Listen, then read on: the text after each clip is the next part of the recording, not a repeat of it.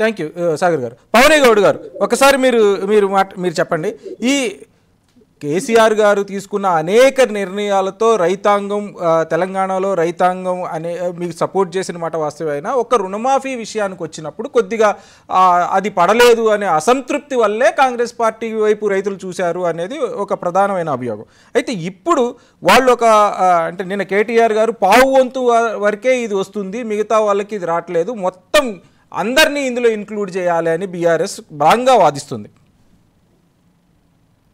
అంటే కేసీఆర్ గారు 1,00,000 రుణమాఫీ చేసిండ్రు, ఇలాంటి అంగులు హార్బాటాలు మేము చేయలేదు.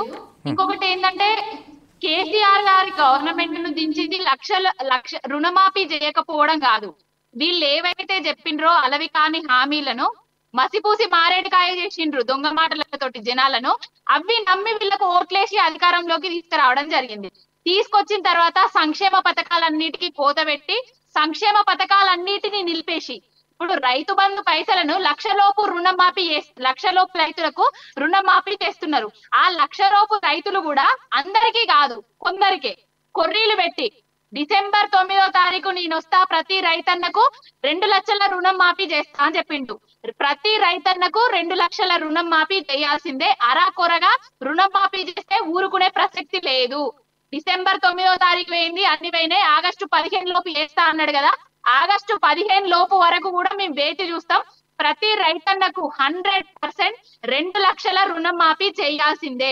చేసేదాకా ఈ ప్రభుత్వం మీద పోరాటం చేస్తూనే ఉంటాం మేము. థ్యాంక్ యూ పవన్ గౌడ్ గారు. లింగం యాదవ్ గారు, ఇక్కడ చాలా సీరియస్ క్వశ్చన్ ఏంటంటే 2014లో కానీ 19లో కానీ కేసీఆర్ గారు రుణమాఫీ చేస్తాము, 1,00,000 రూపాయలు రుణమాఫీ చేస్తామన్నప్పుడు ఆ డేటా మనకి ఏం చెప్తుంది అంటే 1,00,000 రూపాయల రుణం తీసుకున్న లోపు ఉన్న వాళ్ళు దగ్గర 30 లక్షల మంది ఉన్నారు అనే ఒక డేటా చెప్తుంది. అదే ఆధారంగా ఇప్పుడు మీరు 1,00,000 రూపాయల రుణం లోపల తీసుకున్న వాళ్ళ సంఖ్య మీరు 11 లక్షలు మాత్రమే చూపిస్తున్నారు. అది 6,000 కోట్లతో దీన్ని చేసేస్తూ ఉన్నారు. ఇంతకుముందు లెక్కల ప్రకారం దానికే ఆ 1,00,000 రూపాయలు లోపున్న వాళ్ళకే 19,000 కోట్లు కావాలనేది ఒక లెక్క అయితే మీరు 6,000 కోట్లతో 1,00,000 రూపాయల లోపు ఉన్న రుణమాఫీలన్నీ చేసేసామని ఎలా ప్రకటిస్తున్నారు? దానికి ఇంతకుముందు కూడా నేను సమాధానం చెప్పా. దాన్ని నేను చెప్పిందే సాగర్ గారు కూడా మెన్షన్. ఇప్పుడు ఏంటంటే స్కేల్ ఆఫ్ ఫైనాన్స్ అనేది పెరిగిందండి. స్కేల్ ఆఫ్ ఫైనాన్స్ అనేది పెరిగింది. దానివల్ల గతంలో ఎకరాకు 20,000 ఇచ్చే రుణం బ్యాంకు ఇవాళ 40,000 ఇస్తుంది. దానివల్ల రైతులు 1,00,000కు పైగా ఎక్కువ ఉన్నారు. అది జరిగింది. దాన్ని తెలుసుకోలేకుంటే ఇవాళ అందుకే చెప్పి ఇది 1,00,000 రూపాయలు ఎగ్జాక్ట్లీ. గతంలో కేసీఆర్ 1,00,000కు పైగా ఉన్నా చేసిండు ఆ టైంలో. ఇవాళ మేము నిన్న కటాప్ జరిగి నిన్న పెట్టింది ఏంటంటే ఎగ్జాక్ట్లీ 1,00,000 లోపే 1,00,000కు పైగా ఉన్న వాళ్ళందరికీ కూడా ఈ మంత్ ఎండ్ వరకు చేస్తామని చెప్పారు కదా. ఇది ఒకసారి ఆయన గ్రౌండ్ రిపోర్ట్ నేను అదే చెప్తున్నా. దానికి రేషన్ కార్డు లేకపోవడం వల్ల 2/3 ఆఫ్ ది బెనిఫిషియరీస్ కి అది అందటం లేదు అనేది స్కేల్ ఆఫ్ ఫైనాన్స్ వల్ల అది జరిగింది. అందుకే గతంలో మీరు అందుకే ఆ క్లారిటీ కూడా అర్థం చేసుకోవాలి. అదే చెప్తున్నా. ఏమంటున్నంటే గతంలో కేసీఆర్ 1,00,000కు పైగా ఉన్న వాళ్ళకు కూడా జరిగింది. అంటే 1,01,000, 1,02,000, 1,03,000 అట్లా ఉన్న వాళ్ళకు కూడా దీంట్లో వచ్చారు. ఇవాళ నిన్న జరిగినటువంటి దీంట్లో రుణమాఫీలో 1,00,000 లోపు వాళ్ళకి వచ్చింది. 1,00,000కు ఎబవ్ ఉన్న వాళ్ళు ఇందులో కేటగిరీ రాలే. అందుకే ఆ క్లారిటీ అర్థం చేసుకోవాలి. గతంలో మీరు చూడండి కేసీఆర్ ఉన్నప్పుడు 1,05,000 ఉన్న 1,04,000 వచ్చింది. ఇంకొకటి రేషన్ కార్డు గురించి అడుగుతారు. రేషన్ కార్డు అనేది అదొక ప్రామాణిక మాత్రమే. ప్రతి రైతుకు లోను తీసుకున్న రైతు అందరికి కూడా పాస్బుక్ ఉంటుంది కండి.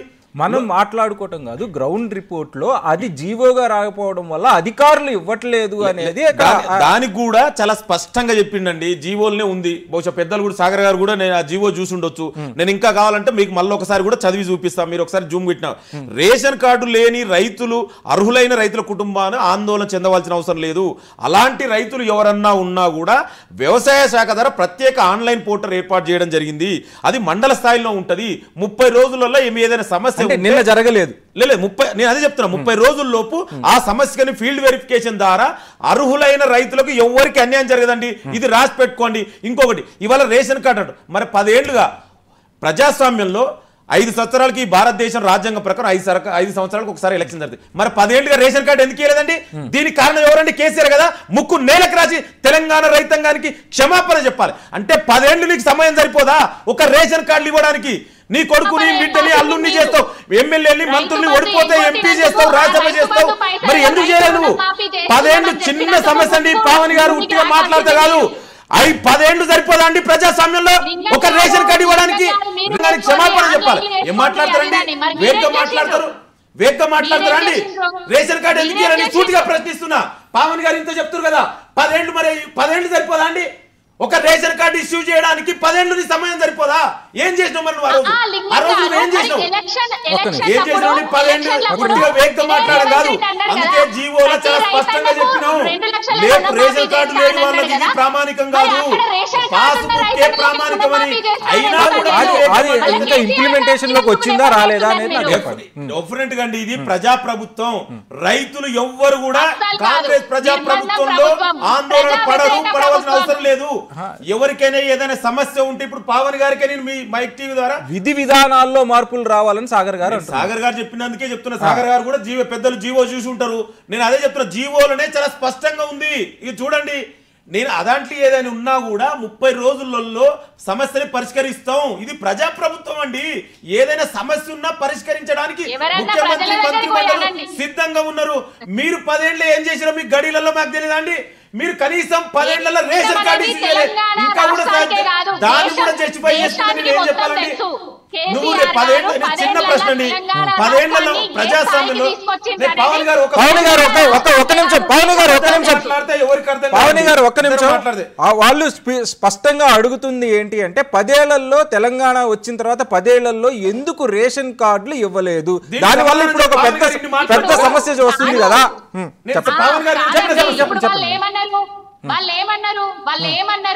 ఏమన్నారు ఎలక్షన్ల ముందట ప్రతి ఒక్క రైతుకు 2 లక్షల రుణం మాఫీ చేస్తా అని చెప్పిండ్రు. రేషన్ కార్డు ఉన్నోళ్ళకే చేస్తాము. రేషన్ కార్డు పెట్టలేదండి మీకు. రేషన్ కార్డు అనేది లేదు ఇందులో. రేషన్ కార్డు అనేది ఒక ప్రామాణికం మాత్రమే. మీరు దాన్ని పట్టుకొని హైలైట్ చెప్పింది. కేసీఆర్ గారు రేషన్ కార్డు ఇవ్వకపోవడం వల్లనే ఇప్పుడు రైతు రుణం మాఫీ. రేషన్ కార్డు ఎందుకు నువ్వు అంటున్నావు కదా, మీరు కదా మీకు అందుకే జీవో చదువుకొని రావాలండి. మీరు జీవో చదవండి, మీరు జీవో చదవండి. మీకు ఇంకోటి, కుటుంబాన్ని నిర్ణయించడానికి మాత్రమే రేషన్ కార్డు. మీరు జీవో చదవండి. ఒకసారి జూమ్ లో చూపెట్టండి, పావన్ గారు చదువుతారు జీవో. మరి చదివిన లేరు. రైతు బంధు మీ లెక్క అందరికీ అక్రమార్కులకు జరగదండి ఇక్కడ. ఇది నిజంగా రైతులు, అర్హులైన రైతులు అందరికీ ఇస్తాం. అందులో ఎవరికి డౌటే లేదు. మీరు డౌటే అవసరం లేదు. మీ మైక్ టీ ద్వారా నేను ఛాలెంజ్ చేస్తున్నా. పావని గారు మాట్లాడితే అర్థమైతే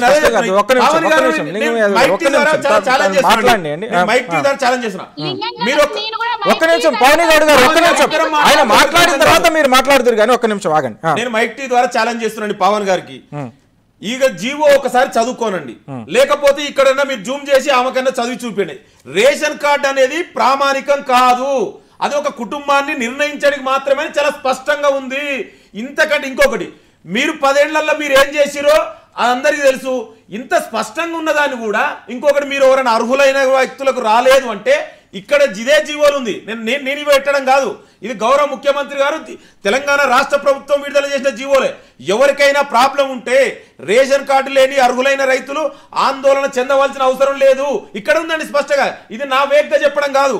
అలాంటి రైతులు ఎవరైనా ఉంటే ప్రత్యేకంగా ఆన్లైన్ పోర్టల్ ఏర్పాటు చేయడం జరిగింది.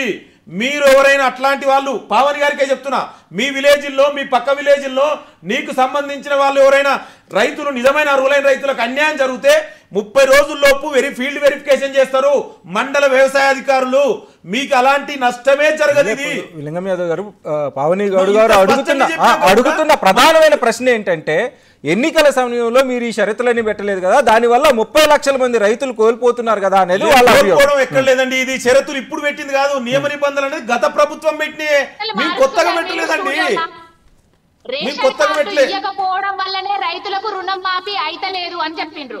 మళ్ళీ రేషన్ కార్డులు ప్రామాణికం కాదు అని చెప్తున్నారు. మేము అన్నది నీకు అట్లా అర్థమైతే నేనేం చేయలేనండి. మీకు అట్లా అర్థమైతే నేనేం చేయలేను. రేషన్ కార్డు ప్రామాణికం కాదని చాలా స్పష్టంగా చెప్పినామని చూపిస్తున్నారు. కేసీఆర్ గారు 1 లక్ష లోపు రుణం మాఫీ చేసింది నిజం. కేసీఆర్ గారు రుణం మాఫీ చేసి స్కేల్ ఆఫ్ ఫైనాన్స్ పెరిగిందండి. దాని డిఫరెన్స్ లేకపోతే మేమేం చేయలేను. అంతే నిజం. మీరు చెయ్యాలి అంతే, మీ నోటి కాదు. పావని గారు మీరు తెలుసుకోవాల్సింది ఏంటంటే, గండి కొట్టి ఆ ముసలమ్మలకి ఇచ్చే పెన్షన్లను గండి కొట్టి, రైతు బంధును గండి కొట్టి, రైతు బీమాకు అసలు బంద్ పెట్టి, కేసీఆర్ కిట్టును బంద్ పెట్టి, కళ్యాణ లక్ష్మిని బంద్ పెట్టి, ఆ తులం బంగారం అత్తా పత్తలేదు, ఇవన్నిటిని బంద్ పెట్టి రైతు రుణం మాఫీ మీదనే ఎందుకు పడ్డరు? అంటే రైతు రుణమాఫీ వద్దంటారా చెప్పండి మీరు రైతు రుణమాఫీ వద్దంటారా రైతు రుణమాఫీ వద్దంటారా చెప్పండి అరే ఏం మాట్లాడతారండి చేస్తేనే చేయలే ఇది మరీ బాగుందండి బీఆర్ఎస్ నాయకులు మరీ బాగున్నారు రుణమాఫీ వద్దా పావని గారు బీఆర్ఎస్ నాయకులకు రుణమాఫీ ఇష్టం లేదా రైతులు బాగుపడడం ఇష్టం లేదా చెప్పండి రైతులకు రుణమాఫీ చేయడం మీకు ఇష్టం లేదా చెప్పండి మీ కేసీఆర్ అదేనా రావాల్సిన పెన్షన్లు ఎక్కడ ఎందుకు అన్ని ఇస్తున్నామండి మీరు 10 ఏళ్లలో ఏం చేసిరని చెప్పనా ఇంటికో ఉద్యోగం అన్నారు నిరుద్యోగ వృత్తి అన్నారు దళితులకు ముఖ్యమంత్రి అన్నారు దళితులకు 3 ఎకరాలు అన్నారు ఇది ఇవన్నీ ఎక్కడ పోయినాయి డబుల్ బెడ్రూమ్ ఇల్లు ఎక్కడ పోయినని మీరు చెప్పిన 10 ఏళ్లలో ఇచ్చిన నిరుద్యోగ వృత్తి ఎక్కడ పోయిందండి నిరుద్యోగ వృత్తి ఎక్కడ పోయింది డబుల్ బెడ్రూమ్ ఇల్లు ఎక్కడ పోయింది నిరుద్యోగ ఇంటికో ఉద్యోగం ఎక్కడ పోయిందండి అరే మేము వచ్చి 7 నెలలే అండి మీ లెక్క 10 ఏళ్ళు ఉండి ఏం చేయ కాదు 7 నెలలనే ఇంత అభివృద్ధి సంక్షేమం చేస్తుంటే జాబ్ క్యాలెండర్ అన్నది మీరు